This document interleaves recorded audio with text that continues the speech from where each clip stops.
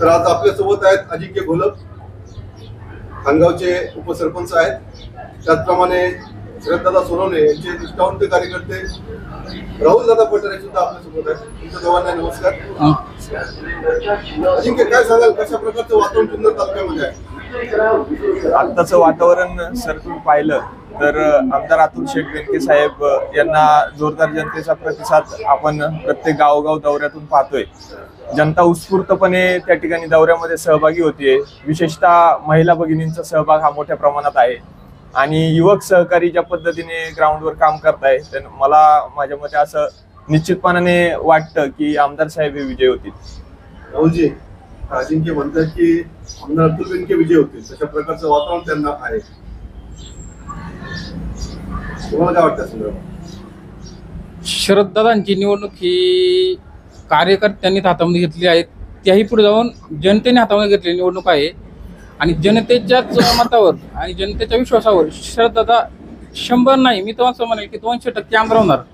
त्याचा हा आत्मविश्वास आम्हाला ज्यावेळेला आम्ही आता पट्टा म्हणजे आपला जुन्नर भाग फिरतोय किंवा आम्ही एक पुढच्या माणसाशी चर्चा करून पाहतोय ना, तर 100% शरददादा आमदार आहेत. असे कोणते मुद्दे आहेत का ज्या मुद्द्यांचा फायदा शरददादांना होईल आणि ते निवडून येतील? आता दादांचं जे व्हिजन आहे, आता दादांनी एक जाहीरनामा जो जाहीर केला आहे तो आता घरोघर आम्ही दिलेला आहे. आता काही जण म्हणतात की दादांनी पुढे इलेक्शन म्हणजे डोळ्यापुढे ठेवून पुतळ्याचं काम काढलं. असं काही नाहीये. 25 एकर जमीन घेऊन तिथं पुतळ्याचं काम करणं म्हणजे इस नॉट अ जोक. आज तालुक्यामध्ये भरपूर आमदार झाले, जे कोणी असतील बरोबर, ही संकल्पना कोणाला सुचलेलीच नाहीये. आज तिथे जर ते काम झालं तर आज आमचा जो आदिवासी पट्टा आहे, भरपूर मोठा विखुरलेला पट्टा, या पट्ट्यामध्ये बेरोजगारी सगळ्यात मोठा भेडसावणारा प्रश्न आहे. आज तिथे नाही काय म्हणलं तर ते काम झालं पूर्ण. आज 100 सव्वाशे 200 पोरं आज 100% काम करणार आहेत. म्हणजे हा एक रोजगाराचा निर्माण करण्याचा एक प्रयत्न आहे. परत दादा पण आता मध्ये बोलले की एक 10 एकर जागा घ्यायची, तिथं वसाहत निर्माण करायची, बेरोजगारांना तिथं बेघरांना तिथं घर द्यायचंय, अशी दादांची एक संकल्पना आहे. ते पण दादांचं एक विजन आहे. काय सांगाल, शरददादांचं जे विजन आहे त्या विजनकडे पाहून जनता त्यांना कौल देईल असं राहुलचं मत आहे. तुम्हाला काय वाटतं? ना प्रॅक्टिकली सर पाहायला गेलं तर नामदार वल्लभ शेठ बेनके साहेबांनी ज्या पद्धतीने या तालुक्याचं नेतृत्व केलं आणि जी काही विकासाची पायाभरणी साहेबांनी केली आणि त्याच्यानंतर मधल्या काळात म्हणजे 2014 ते 2019 मध्ये आपण पाहिलं की ज्या पद्धतीने कामं व्हायला पाहिजे होती तर त्या पद्धतीने झाली नाही. आणि जी काही जाहिरात दादा करतात तर त्या प्रमाणात त्या ठिकाणी त्याचं खाली इम्प्लिमेंटेशन व्हायला पाहिजे तर ते काही झालेलं दिसत नाही. राहुलजी, इम्प्लिमेंटेशन होत नाहीये. आता हे म्हणतात की 14 ते 19 कामं झालेली नाही. सित्तेवाडीपासून जर निघाला साहेब, तर माणूस जो त्यावेळेला 8 तास लागायचा इथपर्यंत यायला, तो आज 7 मिनिटात कुठे बसतोय, जुन्नरमध्ये बसतोय. सेम कंडिशन बनकर फाटा ती जुन्नरची झाली होती, तीच कंडिशन ओतूर ते ओझर नारायणगाव रस्ता त्या रस्त्याची पण तीच कंडिशन झाली होती. कामं झाली नाही असं म्हणता येत नाही. दादांनी काय केलं, दादांनी पहिलं जे दळणवळणाचं जे काम आहे दादांनी पहिले ते मनावर घेऊन ते पूर्णत्वास पण नेलेलं आहे. 100%. आज तुम्हाला काय वाटतं, आमदार अतुल बेनकेंना कुठल्या मुद्द्यांचा प्लस पॉईंट आहे निवडणुकीत राहील? सगळ्यात महत्वाचा मुद्दा आहे हा तालुका हा शेतीप्रधान तालुका आहे आणि शेतकरी बांधव इथे मोठ्या प्रमाणात सर. आणि 5 वर्ष ज्या पद्धतीने आमदार साहेबांनी पाण्याचं नियोजन केलं आणि जे काही प्रॅक्टिकल गावोगावची कामं आपण पाहिली तर साहेबांच्या अहवालात देखील त्याचा पूर्णपणे उल्लेख आम्ही गटवाईज अहवाल जे बनवले त्याच्यामध्ये प्रत्येक गावामध्ये ज्या काही पायाभूत सोयीसुविधा निर्माण केल्यात तर त्याचा एक निधी आपण काढला तर तो मोठ्या प्रमाणात आणि त्याचा निश्चितप्रमाणे आमदार साहेबांना फायदा होईल. आपण पाहिलं ज्यावेळेस तालुक्याचा प्रश्न येतो, पाण्याचा प्रश्न येतो, त्या पाणी प्रश्नावर बरीचशी आंदोलन या तालुक्याने पाहिलेली आहेत. राहुलजी, शरददादा सोनवणे म्हणजे आता तुम्ही त्यांचे कार्यकर्ते तुम्हाला विचारतो, पाणी प्रश्नाकडे तुम्ही कशा पद्धतीने पाहताय? पाणी प्रश्न हा शेतकऱ्यांच्यासाठी जिव्हाळ्याचा खूप मोठा जिव्हाळ्याचा प्रश्न आहे. हक्काचं पाणी हे राखीव आपल्या तालुक्यात राहिलंच गेलं पाहिजे. काय होतं, आता आपल्या इकडं बरेचसे शेती हा जुन्नर तालुक्याचा प्रमुख एक स्रोत आहे आणि आपण पाणी जे म्हणतो ना, आता शेवटी खालच्याचा जो भाग आज जुन्नर तालुक्यामध्ये पवार साहेबांच्या आश्वासनाने 5 धरणं झालेली आहेत 100%. त्यात काही आपण म्हणजे नाकारू शकत नाही. पण तालुक्यामध्ये आपल्याला जो पाण्यासाठी राखीव व्हायला पाहिजे ना, तो आपल्याला राखीव केलेला जात नाही. काय सांगा? नाही, कसं आहे, एक सक्षम नेतृत्व का ज्याला पूर्णपणे त्या पाणीचा जो काय आपला कुकडी प्रकल्प आहे त्याचा पूर्ण अभ्यास किती आहे, त्या नेतृत्वाला त्याची शेतकऱ्यांप्रती तळमळ किती आहे का, इथून मागचा इत्थंभूत इतिहास आपण पाहिला तर वल्लभशेठ बेनके साहेबांच्या काळात कधीही पाणी कमी पडलं नाही. तोच वसा आमदार अतुल शेठ बेनके साहेबांच्याही 5 वर्षात पाणी कमी पडलं नाही. शरददादा सोनवणे सुद्धा 5 वर्ष आमदार होते, अतुल बेनके सुद्धा 5 वर्ष आमदार होते, पण त्या दोघांनाही माणिकगाव धरणामध्ये पुढील बंधारे बांधता आले आहेत असं नागरिकांचा आरोप आहे. आपण काय सांगा? त्याच्यामध्ये सर आता तो प्रश्न गेल्या अनेक वर्षापासून त्या ठिकाणी भेडसावत आहे. आदिवासी बांधवांची जी मागणी होती त्याला 3 आता बुडीत बंधाऱ्यांची प्रशासकीय मान्यता त्याची त्या ठिकाणी झालेली आहे, त्याला निधी वर्ग झालेला आहे. काही गोष्टींना कशा तांत्रिक काही अडचणी असतात आणि त्या दूर करत असताना थोडासा वेळ आणि कालावधी जातो, परंतु ज्या पद्धतीने 3 प्रशासकीय मान्यता ज्या पद्धतीने आपल्याला मिळाल्या तर भविष्यात त्या बांधवांच्या सोयीसाठी निश्चितप्रमाणे सगळे बुडीत बंधारे मार्गी लावण्यासाठी आमदार साहेब प्रयत्नशील आहेत. म्हणजे काय सांगा? दादांनी पण हा शेवटच्या क्षणामध्ये हा प्रश्न हातामध्ये घेतला होता. पश्चिम पट्ट्यामध्ये दादांनी पण 1-2-3 बुडी बंधारे मंजूर करण्याचा प्रयत्न केला होता, पण त्याच्यावर कारवाई होऊन आणि काम मंजूर निधी येण्यामध्ये दादांची आमदारकी डिसमिस झाली मध्ये. नंतर दादांना पुढे काम करायला वेळच नाही भेटला. आमदार बेनकेने असा आरोप केला 2018 ज्यावेळी सुप्रमा झाली तर मांडवचे बुडीत बंधारे त्या ठिकाणी रद्द करण्यात आले. याच्यामध्ये किती तथ्य आहे? त्याचा आता शासकीय तुम्ही जर GR पाहिला, कागद पाहिला तर त्याच्यावर स्पष्ट त्यामध्ये उल्लेख आहे की 2018ला जे काही त्याच्यामध्ये वगळण्यात आले किंवा पाण्याच्या नियोजनाबाबत जी काही स्पष्ट त्यांनी त्यामध्ये उल्लेख केलाय. मग 2018ला आमदार शरददादा सोनवणे हे असल्यामुळे साहजिक आहे का तो त्या गोष्टीचा आरोप त्यांच्यावरच त्या ठिकाणी होतोय. ते आता कागदावर जाऊन पाहावं लागेल नक्की काय झाले. त्यांनी समजा जेव्हा हे म्हणतात त्यांनी शासनाने ते रद्द केलेत, ते का रद्द केले, त्याच्या मागची कारण काय होती आपल्याला कागदावर जाऊन पाहावं लागेल. आमदार अतुल बेनके तिसऱ्यांदा निवडणुकीला सामोरे जात आहेत, तर कोणते मुद्दे घेऊन ते जनतेच्या समोर जात आहेत, जनतेने त्यांना का स्वीकारावं? सर्वात प्रथम या तालुक्यामध्ये आपण पाहिलं तर रोजगाराच्या दृष्टीने आपली खोडदची जी काही दुर्बीण आहे त्यामुळे अनेक अडचणी त्या निमित्तानं त्या ठिकाणी आहेत आणि रोजगाराच्या माध्यमातून डुंबरवाडीला होणारा फूड प्रोसेसिंगचा जो प्लांट आहे तर त्याच्या माध्यमातून युवकांना रोजगार निर्मिती त्या ठिकाणी होईल, अनेक उद्योजक त्या ठिकाणी घडू शकतील आणि सर्वात महत्वाचं शेतकरी बांधवांना त्याचा सर्वात मोठा फायदा त्या निमित्तानं अन्न प्रक्रिया उद्योगातून त्या ठिकाणी निर्माण होईल. आरोग्य क्षेत्रात आपण पाहिलं तर आदरणीय आमदार साहेबांनी जुन्नर असेल, नारंगाव असेल, उतूर असेल इथे 100 बेड्सचे हॉस्पिटल्स त्या ठिकाणी भरीव असा निधी त्या ठिकाणी टाकलाय. काही काम पूर्ण झालेले आहेत, काही प्रगतीपथावर आहेत. तर त्याच्या पुढचं पाऊल टाकत असताना या तालुक्यातील महाविद्यालय म्हणजे आपण कुरणचं किंवा बेल्ल्याचे जे काही पॉलिटेक्निकल कॉलेज आहेत त्या मंजुरीसाठी वल्लभशेठ बेनके साहेबांनी प्रयत्न केले आणि आजच्या घडीला आमदार साहेब तालुक्यातील जे काही हे सरकारी हॉस्पिटल त्या ठिकाणी निर्माण करत असताना त्यालाच एक जोड म्हणून एक मेडिकल कॉलेज वैद्यकीय महाविद्यालय त्या ठिकाणी करण्याचा त्यांचा मानस आहे. अशा प्रत्येक घटकावर काम करत असताना त्या ठिकाणी आपण पाहिलं तर तालुक्यात अनेक खेळाडू आपल्या घडतायत आणि जर पायाभूत सोयीसुविधांचा विचार केला तर प्रचंड अभाव त्या निमित्तानं आपल्याला जाणवतो आणि मग त्यांच्यासाठी एका ठिकाणी तालुक्याच्या एका सेंट्रल पॉइंटला एक आपलं स्पोर्ट कॉम्प्लेक्स आणि त्याच्यामध्ये इंडोर आउटडोर गेम्स त्या ठिकाणी स्विमिंग पूल, हॉटेल्स असा मोठा प्लॅन आणि एक आराखडा त्या ठिकाणी त्यांनी बनवलेला आहे. भविष्यामध्ये आदिवासी बांधवांच्या दृष्टीने जसं आपण उल्लेख केला, बुडीत बंधाऱ्यांचा विषय असेल, आपल्या हिरडा कारखान्यासाठी आता 12 कोटी रुपयाचं अनुदान त्या ठिकाणी विविध माध्यमातून आपल्यासाठी उपलब्ध झालंय. अशा अनेक गोष्टींवर सध्या काम चालू आहे. म्हणजे वैद्यकीय क्षेत्र असेल, शिक्षण क्षेत्र असेल, या बाबतीत दादांचं धोरण कसं असणार आहे? दादांनी पाठीमागच काही 1 वर्षाभरापूर्वी घोषणा केली होती की आपल्या आदिवासी भागात म्हणा की आपल्या तालुक्यामध्ये एखादा पेशंट ज्यावेळेला त्याची शारीरिक प्रगती चांगली नसती त्यावेळेला त्या पेशंटला आपल्याला पुण्यातून हळवायला लागते. त्यासाठी दादांनी एक आळेफाटा म्हणा किंवा ओतुराचं एक सेंट्रलाइज कुठं एखाद्या स्पॉटला अतिशय मल्टीस्पेशालिटी हॉस्पिटल करण्याचा दादाचा मानस आहे, मोठा मानस आहे तो. आणि दादांनी हे 1-1.5 वर्षापूर्वीच घोषणा केलेली आहे. त्याच्यामुळे दादांचं विजन लोकांना मान्य करावंच लागेल. दादा 14ला मनसेच्या वतीने उभे होते, मनसे पक्षाकडून होते, 19ला शिवसेना आणि आता अपक्ष आहेत. याचा निवडणुकीवर काय परिणाम होणार आहे? नाही, दादांचं कसं आहे माहिती आहे का, दादांचा जो जनसंपर्क दांडगा आहे आज कोणाची दशक्रिया असू द्या, कोणाच्या सुखात दादा नंतर जातात, दुःखामध्ये दादा सगळ्यांच्या पुढे असतात. हा दादांचा जो संपर्क आहे या जनसंपर्काच्या जोरावर जनतेच्या मनातला आमदार जर म्हटलं गेलं तर आजही श्रद्धा सोनवणे आजही आहेत आणि उद्याच्या 2024च्या या होऊ घातल्या निवडणुकीमध्ये पण दादाच आमदार होणार याची आम्हाला शाश्वत गॅरंटी आहे. आणि सहमत आहे का तुम्ही याच्यामध्ये? नाही, कसं आहे की सुखदुःखात जाणं हा प्रत्येक राजकीय कार्यकर्त्याचा नेतृत्वाचा हा एक भाग आहे. परंतु केवळ त्या मुद्द्यावर या तालुक्याचं नेतृत्व घडू शकेल म्हणजे असं मला तरी वाटत नाही.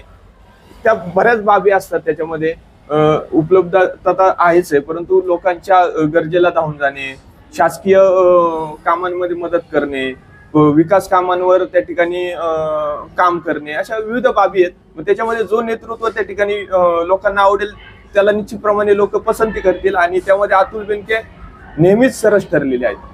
दोन्ही पक्षाचा विचार केला, आपण शिवसेनेचा विचार केला, राष्ट्रवादीचा विचार केला, दोन्ही पक्षांच्या पक्षफुटीचा शरददादा सोनवणे असतील किंवा आमदार अतुल बेनके असतील यांना थोडाफार का विना फटका बसलेला आहे. हो. जे कार्यकर्ते दादांसोबत होते ते आज दिसत नाहीये आणि जे अतुल शेठ बरोबरचे कार्यकर्ते आमदार त्याबरोबर ते सुद्धा त्या ठिकाणी दिसत नाही.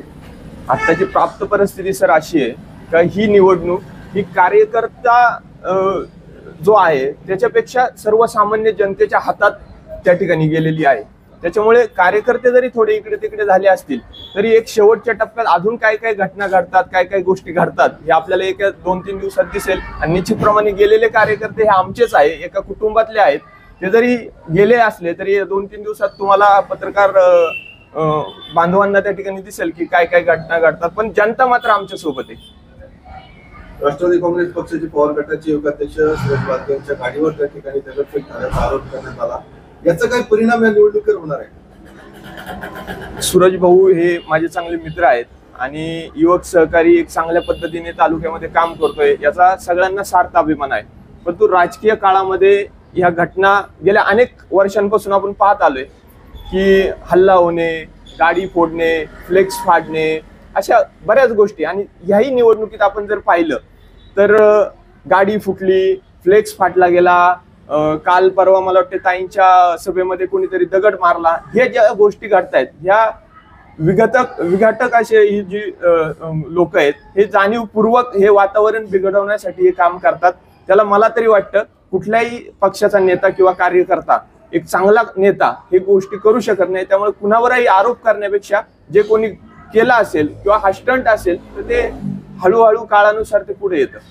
काय वाटतं अशा घटना घडल्या पाहिजेत किंवा हा स्टंट आहे असे आरोप? नाही, अशा घटना घडणं म्हणजे तालुक्याच्या दृष्टीने एक धोकादायकच काम आहे. अशा घटना घडणं किंवा ताईंची काल सभा झाली त्यामध्ये जे काही घडलं ते घडलं की घडवलं हा पाठ नंतर राहतो. पण ज्या ठिकाणी जनता लोक जमतात किंवा त्यात काल त्या एका महिलेच्या डोक्यात दगड ते पडला, आय थिंक उद्या यातून काही जर घडलं असतं तर प्रचार म्हणा किंवा इलेक्शन सभा जागेवर राहिलं असतं, त्या महिलेला काहीतरी दुखापत झाली असती. म्हणजे ह्या घटना होणं एक निषेधाचाच भाग आहे. असं झालं नाही पाहिजे तालुक्यामध्ये. आज इथून मागच्या काळामध्ये दांगड साहेब होते, बेनके साहेब होते किंवा त्यांनी पण तालुका सांभाळायला आहेच ना, त्यांनी त्यांच्या काळात असं काहीच केलेलं नाही. हे ह्या 2-5 वर्षामध्ये या गोष्टींना आता एक म्हणजे वेगळंच वळण भेटत चाललेलं आहे. इलेक्शनच्या बाबतीत म्हणा किंवा कशाच्या बाबतीत. हो, असंच म्हणावं लागेल. त्या तालुक्याला आतापर्यंत मंत्रीपद मिळालेलं नाहीये. त्या ठिकाणी आपण म्हणतो छत्रपती शिवरायांची जन्मभूमी जिल्हा तालुका आहे, परंतु मंत्रीपदापासून वंचित आहे. यस, याच्या बाबतीत काय? 2019ला जर दादांना जर आमदार दादा झाले असते तर आमच्या म्हणजे मी दादांचा कार्यकर्ता म्हणून नाही सांगत, पण एक आमची एक आशा होती का दादांना मंत्रिपद तिथं भेटेल. पण पर्याय जनतेने दादांना नाकारलं. आता तिथे मंत्रिपद ती खुर्ची आपली राहून गेली. मंत्रीपद भेटेल नाही भेटेल या तालुक्याचं नेतृत्व करत असताना मला एक अभिमान वाटतो माझ्या नेत्याचा की मंत्रीपदा एवढा निधी ते 5 वर्षात या तालुक्यासाठी आणू शकले. भविष्यात राजकीय घडामोडी काय घडतील याच्यावर भाष्य करण्यापेक्षा अतुल शेठ बेनके यांचं वय आता एक 40-42च्या दरम्यान आहे, तर भविष्यात त्यांना संधी आहे. आज मंत्रीपद डोळ्यासमोर ठेवून काम करण्यापेक्षा काम करून अशी वेळ येईल की त्यांना त्यांचे वरिष्ठ, आमचे सगळे वरिष्ठ त्यांना मंत्रीपद देतील. पवार साहेबांची साथ सोडल्याचा फटका अतुल बेनके यांना बसणार. साहेबांची साथ सोडणं किंवा ते स्प्लिट नंतर जे काही वातावरण आपण तालुक्यामध्ये पाहतोय, पण इंडिव्हिज्युअल त्यांनी घेतलेला हा निर्णय नाही, हा पक्षाचा निर्णय. आणि भविष्याचं लॉंग टर्मचं पॉलिटिक्स पाहता तर मला एक वाटतं की ज्या विश्वासाने जुन्नर तालुक्याने किंवा इथल्या आपल्या जनतेने त्यांच्यावर जबाबदारी दिली, त्या जबाबदारीला पात्र ठरत असताना केवळ त्यांनी पुढची निवडणूक डोळ्यासमोर ठेवून जर त्यांनी निर्णय घेतला असता, त्यांनाही दिसत होतं ना वातावरण, एक आमदार म्हणून तेही एक माणूस आहे, त्यांना दिसत होतं जर 2024ची निवडणूक मला जिंकायची आहे तर मी पवार साहेबांसोबत राहिलं पाहिजे, हे प्रत्येक माणसाला कळत होतं. पण जर तसं केलं असतं तो जो 2 वर्षांमध्ये निधी आपल्या तालुक्याला मिळालाय ती कामं होऊ शकली नसती. आज आमच्यासारखे तरुण कार्यकर्ते, सरपंच असतील, विविध गावचे, मी पाहिलं की ऑफिसला विरोधी पक्षाच्या कार्यकर्त्यांना देखील न्याय आमदार साहेबांनी मिळवून दिला. त्याचं एकमेव कारण होतं अजितदादा पवार आणि सत्तेच्या माध्यमातून आपण विकास करू शकलो. मग भविष्याची निवडणूक काय होईल ते होईल, पण आज ज्या जनतेने मला संधी दिली त्या जनतेचं कामाप्रती त्यांचा विश्वास सार्थ ठेवण्याची जबाबदारी माझी आहे आणि त्यातून त्यांनी घेतलेला निर्णय हा सार्थ आहे असं मला वाटतं. राहुलजी, आता शरददादा सुद्धा अपक्ष म्हणून लढत आहेत. उद्धव ठाकरे साहेबांची सेना असेल किंवा शिंदेची सेना असेल, याची साथ सुटल्याचं खूप काय शल्य आहे, थोडं फटका शरददादांना होऊ शकतो. थोडंफार शल्य आहे ते, पण जो नाराज गट आहे त्यांना जवळ करण्याचा आमचे प्रयत्न चालू आहेत. येणाऱ्या काळामध्ये किंवा ह्या 2 दिवसामध्ये ज्या काही घडामोडी घडतील तर त्यापैकी बराचसा नाराज जो शिवसैनिक आहे, जो आज म्हणजे दादा तो नाराज असेल किंवा जो कोणी असेल एक सर्वसामान्य माणूस, तो दादांसंघ या 2 दिवसामध्ये या प्रवाहामध्ये येऊन जाईल. नारायणगावचे माजी सरपंच बाबू पाटील यांनी सुद्धा सत्यशील शेतकऱ्यांच्या स्टेजवर येऊन त्यांना पाठिंबा दिलेला आहे, त्याचा काही परिणाम होऊ शकतो? त्याचा परिणाम होईल असं काही वाटत नाही. सर्वसामान्य शिवसैनिक दादांबरोबर, सर्वसामान्य जनता, सर्वसामान्य शिवसैनिक हा दादांबरोबर आहे. आणि दादांनी पण त्यांच्या काळामध्ये 22-42 कोटी रुपयाची कामं केली हो. आणि जी कामं केली ती ऑन दी समोर रोडला दिसतातच ना, म्हणजे कोणत्या कानाकोपऱ्यात केले काही सांगायची गरज नाही. 5 कामं दादांनी केली, तुम्ही सांगा. 2014-19 मधली कामं तुम्हाला कुठली सांगा. दादांनी अष्टविनायक महामार्गाचं काम केलं. परत आता पाठीमाग आपल्या हे जे रस्त्यांचं जाळं जे आहे, तुम्हाला जे मी मगाशी पण बोललो की दळणवळणाचं जे काम दादांनी प्रामुख्याने ते हातामध्ये घेतलं. आज शेतकऱ्यांचा शेतमाल जो आहे 100%, ज्यावेळेला आता मी पण एक शेती करणार एक पोरगा आहे, मजूरदार मी पण आहे, त्यावेळेला आम्ही पण शेती करायचं. आमचा माल बनकरवाड्याला आम्हाला अर्धा तास लागायचा साहेब, तो आज 7 मिनिटात किंवा 5 मिनिटात म्हणलं तर तो बनकरवाड्याला पोहोचतोय. म्हणजे हा जो एक बेस आहे दादांनी पहिले मूलभूत सुविधा आणि पायाभूत सुविधा मोठं झालं. समजा आपलं दळणवळणाची सुविधा निर्माण केली, अजून 4 कामं.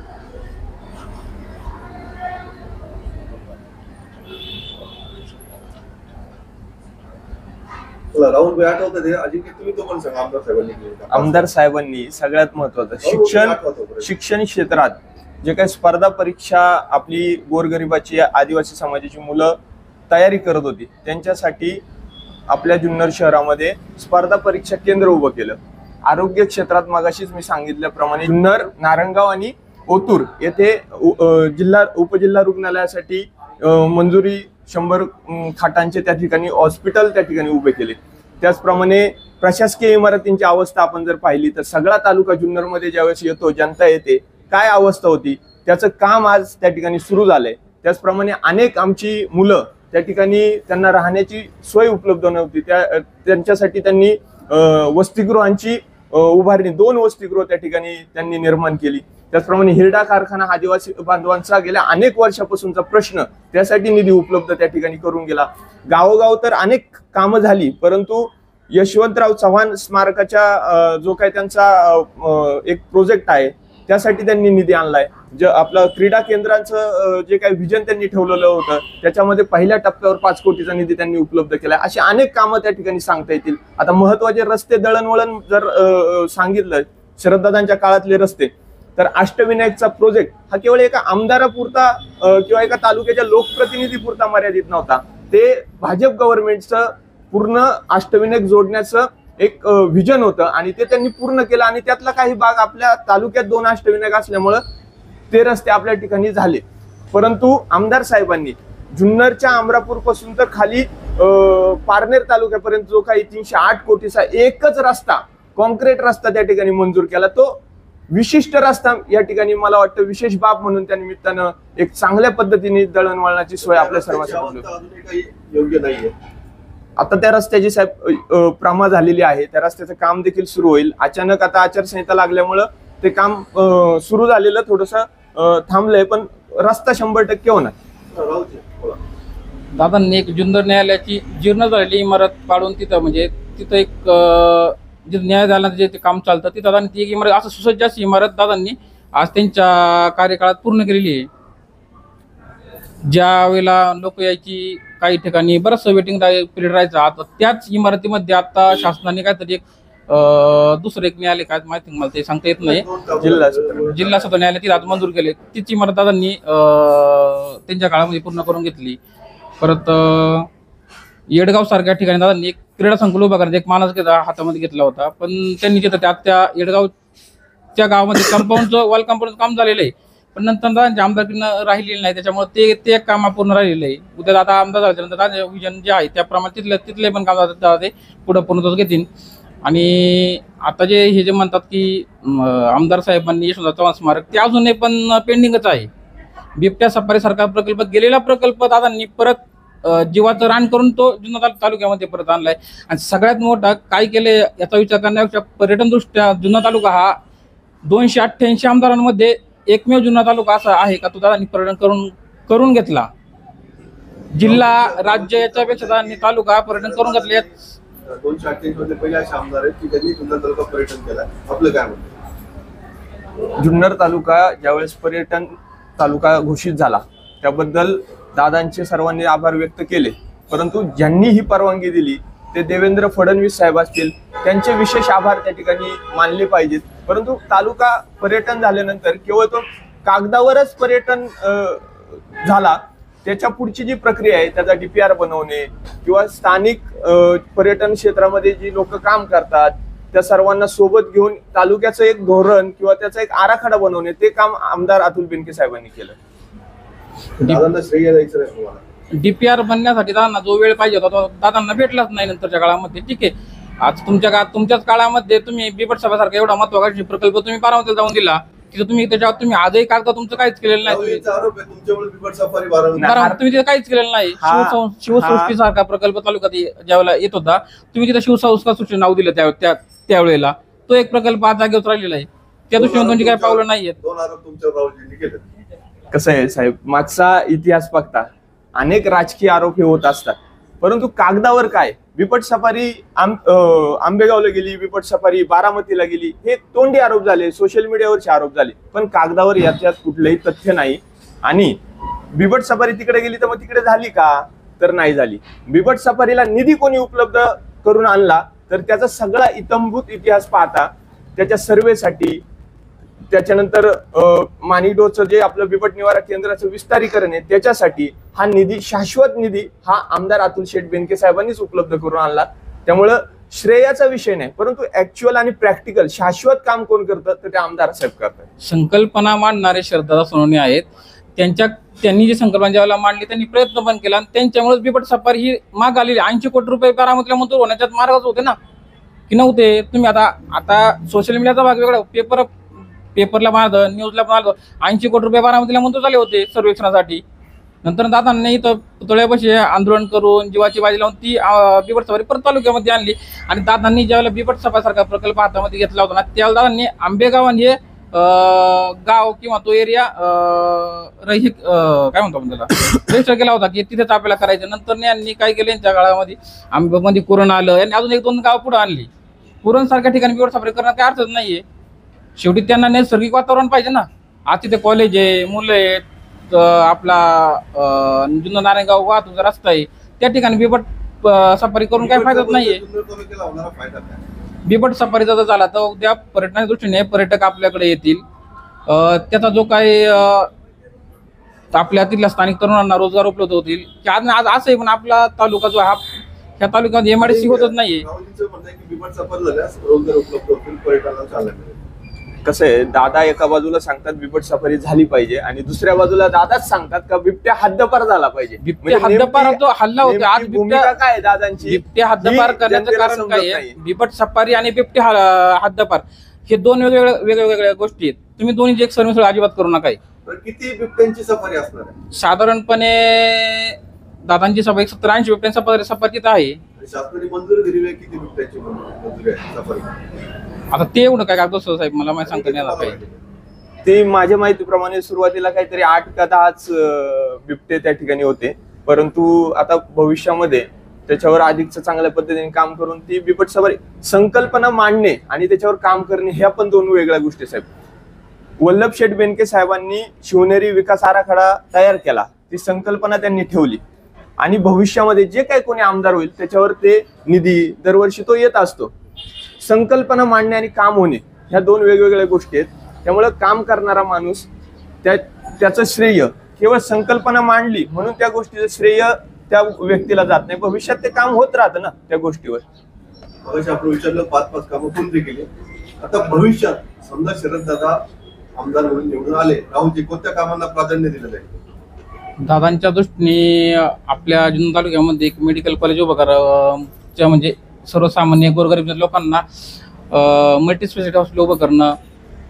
दाऱ्याघाटाच्या आणि शरद सोने असा एकमेव माणूस आहे का तो दाऱ्याघाटाचं काम करू शकतोय.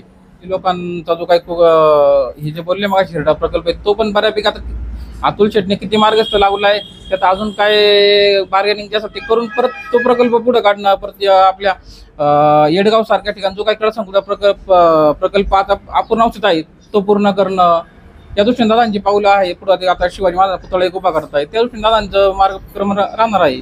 तुम्ही सांगा, आमदार बेनकेंना परत जनतेने संधी दिल्यास कोणत्या कामांना प्राधान्य दिलं? मी मगाशीच सांगितल्याप्रमाणे आमचं सगळ्यात प्राधान्याचं काम जे आहे ते हे सुसज्ज हॉस्पिटल जे आपण केलेत, तर त्याला सोबत एक मेडिकल कॉलेज जिथे आपले विद्यार्थिनी मेडिकल क्षेत्रात पुढे जाऊ शकतील, हे सगळ्यात महत्वाचं काम त्या निमित्तानं आहे. दुसरं काम जे आहे ते डुंबरवाडीला असणारा आमचा फूड प्रोसेसिंगचा प्रकल्प, ज्यामध्ये 9 उद्योजक घडतील, अनेक युवक युवतींना तिथे रोजगार मिळेल. आमच्या शेतकरी बांधवांना अन्न प्रक्रिया उद्योगातून त्यांच्या शेतीमालाला चांगला बाजारभाव त्या ठिकाणी उपलब्ध करून देण्यात येईल. त्याचप्रमाणे आपण पाहिलं हिरडा कारखान्याच्या प्रक्रियेत पैसे जे काही मंजूर आहेत तर ते शेवटपर्यंत काम आपल्याला पुढे न्यायचे. आमच्या आदिवासी बांधवांचा जो काही प्रश्न आहे मानिडो धरणातील बंधाऱ्यांचा, तो प्रश्न त्या निमित्तानं सोडवायचा आहे. आणि सगळ्यात महत्वाचं जे काय असेल तर या जुन्नर तालुक्यातलं जे पाणी आहे ते आम्हाला राखायचंय.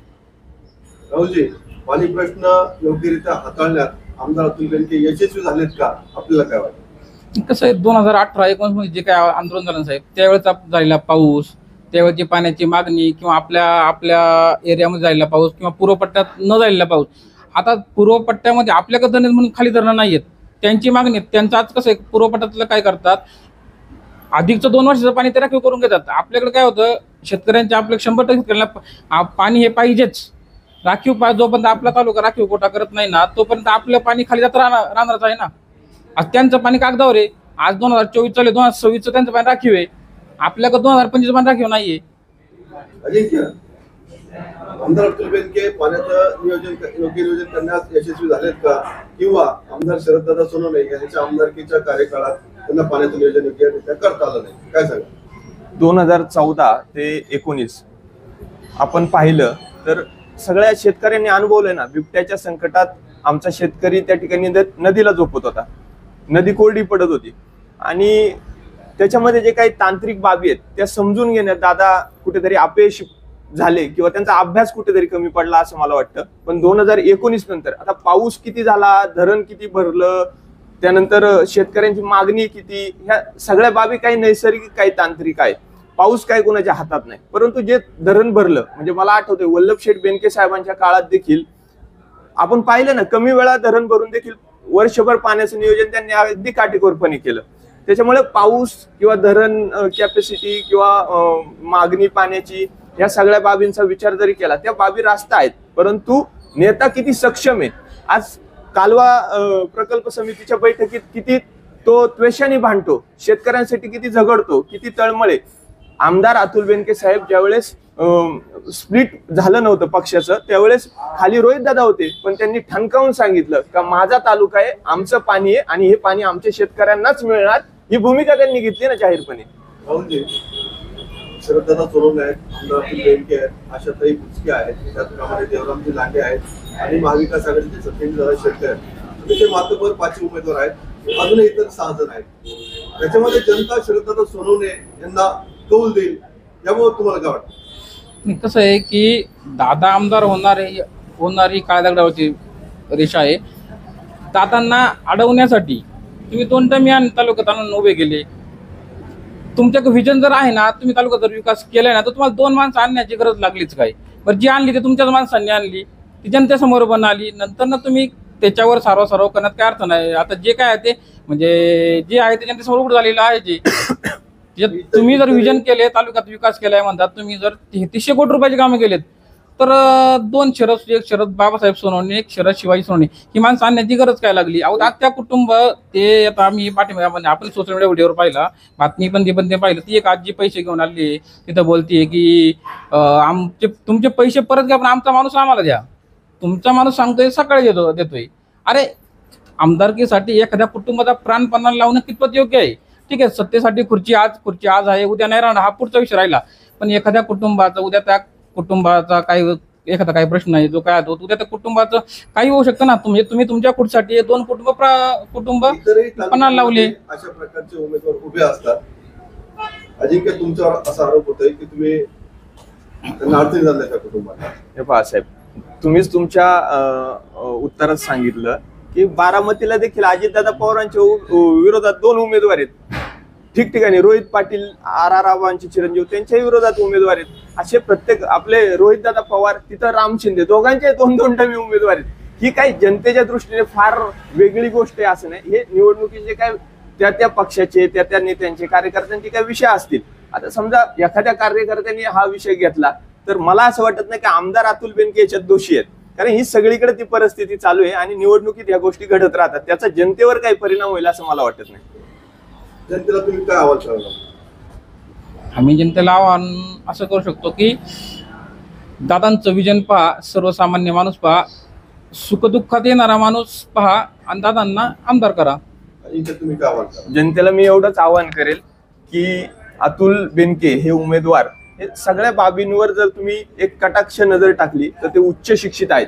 सगळ्या उमेदवारांच्या दृष्टीने ते चारित्र्यवान आहेत, त्याचप्रमाणे ते कर्तृत्ववान देखील आहेत. कारण त्यांनी सत्तेच्या माध्यमातून स्वतःच्या आमदारकीपणाला लावून त्यांनी घेतलेला निर्णय आणि त्यातून केलेली विकास कामे ह्या निश्चितप्रमाणे त्यांच्या जमेच्या बाजू आहेत. आणि केवळ फक्त बोलून नाही, तर शाश्वत कृतीतून एक आश्वासक चेहरा, एक आश्वासक नेतृत्व म्हणून त्यांची ओळख, दिलेले शब्द पूर्ण करणारा माणूस ही त्यांची ओळख आहे.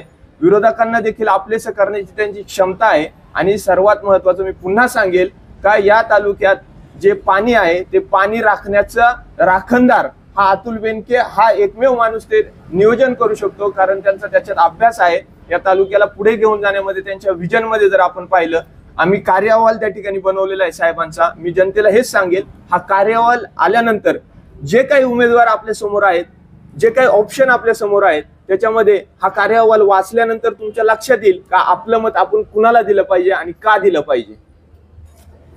तुमच्या दोघांच्या उमेदवारांना महाराष्ट्र माझाच्या वतीने मनपूर्वक शुभेच्छा. आणि आपण दोघांनी या ठिकाणी हा वेळ अमूल्य आपला बहुमोल खर्च केलेला आहे, त्याबद्दल तुमच्या दोघांचे मनपूर्वक धन्यवाद. धन्यवाद साहेब.